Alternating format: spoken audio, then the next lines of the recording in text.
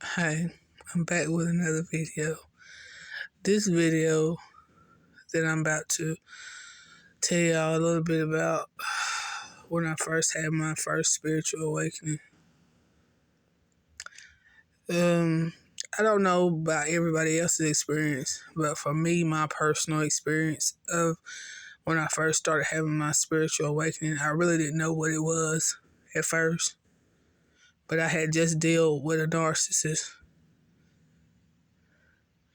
and I was going through a lot of terrible things like depression, deep depression, and not knowing to trust my own judgment.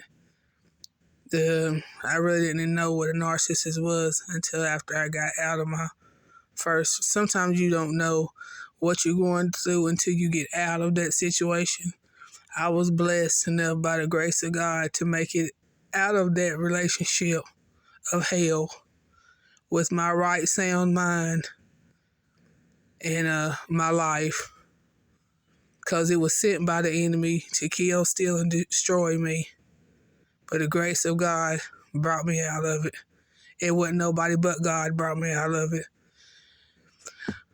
But anyways, when I first had my spiritual awakening, I had just got out of that relationship. I still was going through narcissistic withdrawals. See, what people don't understand is when you have a regular relationship and you break up with somebody, it's different.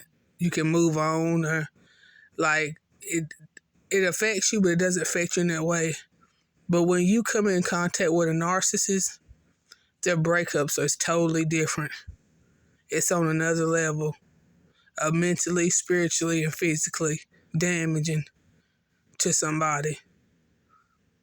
And if you're not lucky or blessed, it could cripple your way of living after that relationship is over with. It can give you just like not trusting your judgment with your own self, thinking that going into deep, dark depression.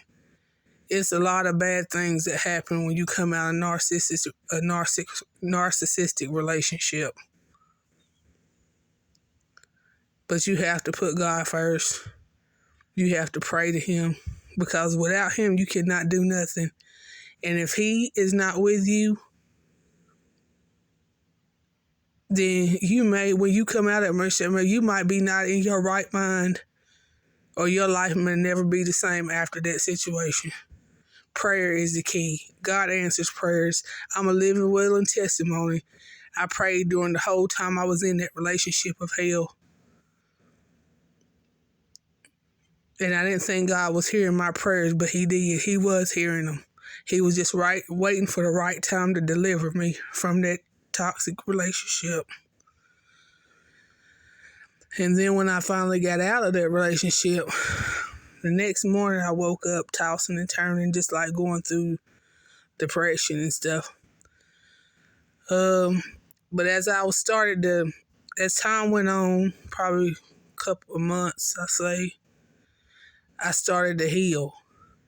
I started seeing the videos on YouTube about narcissism and stuff, and a lot of the stuff that they were saying was relating to what I was going through when I had broke up with this person. And then I really figured out what I was dealing with. And the first spiritual awakening I had, one morning I woke up, and it seems like just time had just stopped. Everything was so quiet, so still, and just so quiet, like time that just was standing still. And then I went outside to get in my car. I was driving somewhere, I think, to pick somebody up. And all of a sudden, I was behind a school bus. And I just looked up and I seen the number 11. Well, I wasn't thinking too much about it. But it was just something strange about that day. Weird. And then I was driving. I got behind. I got behind somebody and stopped at a red light. Looked up and their tags. I looked at their tags. It was 111, 3 ones. And all that same day, everywhere I looked, it was just like the number 11 and 111 was just following me everywhere. On my car, on my phone, tags in front of me, signs I turned 1111, 111. It was just like following me that whole day. Everywhere I turned, never matter what I looked at, always the numbers was 111. And I felt that was so strange. But rather did I not know that I was starting to go through my spiritual awakening. It's a long journey. Long journey. There's a lot of weird stuff starts happening after you start having your spiritual awakening. And you got to be spiritually minded. You have to pray to God to give you discernment of what's happening. Because if you don't, then you won't know what's going on. It's just like you'll think that you're crazy, but you're really not. And this is just one part of my start of my spiritual awakening when it first happened. But I'm going to stop right there for this video. It's getting kind of late. But I'm going to put another video out to continue my journey from my spiritual awakening and all the things that happened to me while I was going through this spiritual awakening from my first narcissist that I survived.